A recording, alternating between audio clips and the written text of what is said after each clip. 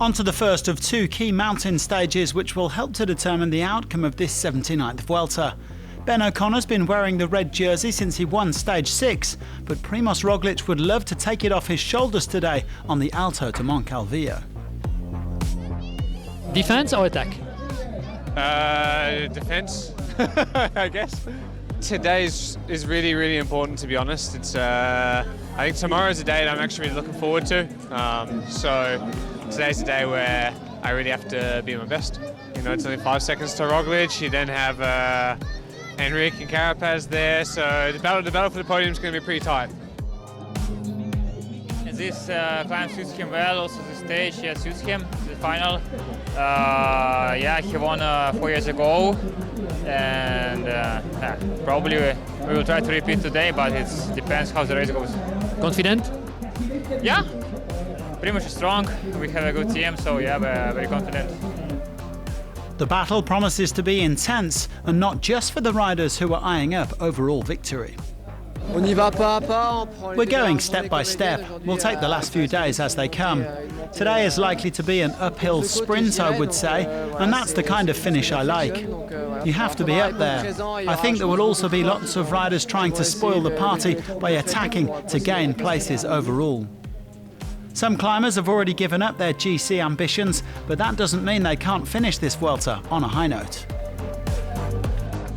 I would for sure prefer a stage win over a top 10. I mean, yeah, I've won the race. I've also finished in the top 10 before.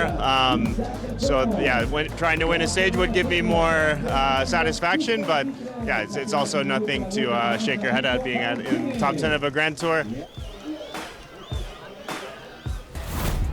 Stage 19 is all about the final climb up the Alto de Moncalvillo, where Roglič won ahead of Carapaz in 2020. It's 8.6k at an average gradient of 8.9%, which is certainly steep enough for gaps of 5 seconds or more. So will O'Connor still be in red by the end of the day?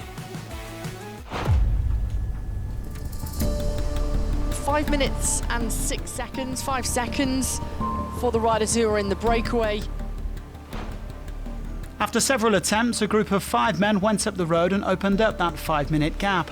There were 2 from Intermarché Wanty, Vito Bratt and Simone Patilli, along with Fran Miholjevic of Bahrain Victorious, Edouard Plancart from Alpecin Deceuninck and Isaac Del Toro of UAE Team Emirates, a team who've been on the attack pretty much every day since the end of the first week.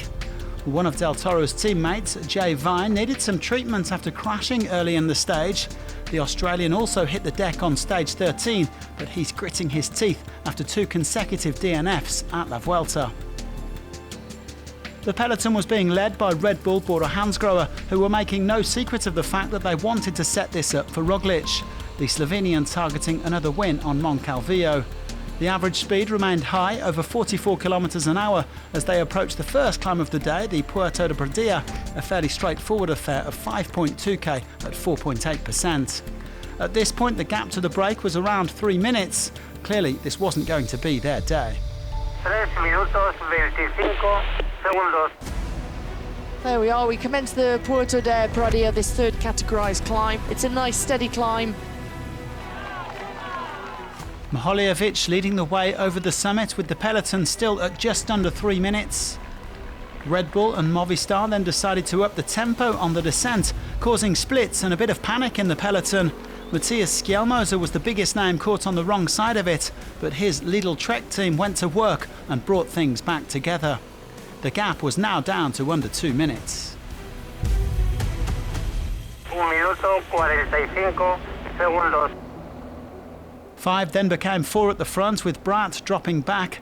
The bunch had the breakaway in their sights though, as they entered the final 15 kilometres, with the final climb soon looming into view. The base of the climb is here. We're heading for the Alto de Moncalvillo. The breakaway were quickly swallowed up as Red Bull Bora Hansgrohe continued to set a furious pace, and the rest of the GC group couldn't live with it. There is the split. The split is gone and it's leaving Richard Carapaz to have to close the gap. The Red Bull rocket of Martinez and Vlasov launching Roglič into orbit. The Slovenian going solo at the front with 5k remaining. Further back, it was turning into a scrap for the podium. And there goes the attack again from Enric Mas. Enric Mas goes, the rider who's third overall. He's trying to break Ben O'Connor and he's trying to get rid of Richard Carapaz too. Mas pulling around 20 seconds clear of Carapaz, O'Connor and Gaudu, but it didn't look like he had the legs to catch Roglic. The Slovenian soaring away as the man in red began to suffer. The elastic has snapped and Ben O'Connor could be saying goodbye. Well, he would certainly be saying goodbye to that red jersey as a dominant Roglic reached the summit. And right now, Primož Roglic is going to win the stage 19 up to the Alto del Moncalvillo, and he's going to ride his way into the red jersey, into La Roja.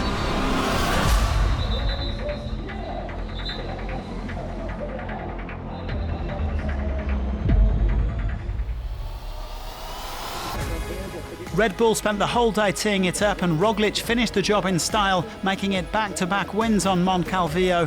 His third win of this Vuelta and the 15th in total, the 34-year-old taking a huge stride towards landing his fourth overall crown. I'm happy with the way I'm functioning, and definitely happy with the guys. Like I said, had some really nice memories from this climb, and didn't disappoint me again. Beautiful. Roglic was 46 seconds ahead of Gaudu and Skjelmoser in the end, with Mas, Landa and Rodriguez all within a minute, O'Connor at 1 minute 49. With just 2 stages to go, Roglic recovers the red jersey that he lost to O'Connor back on stage 6. He now leads by 1:54, with Mas at 2:20. No action in the points classification today. As long as Caden Groves makes it safely to Madrid, he'll go home in green.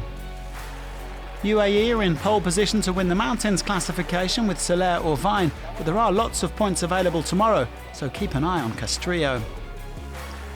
Skjelmoser has taken white for the first time at this Vuelta. He now leads Rodriguez by just 8 seconds.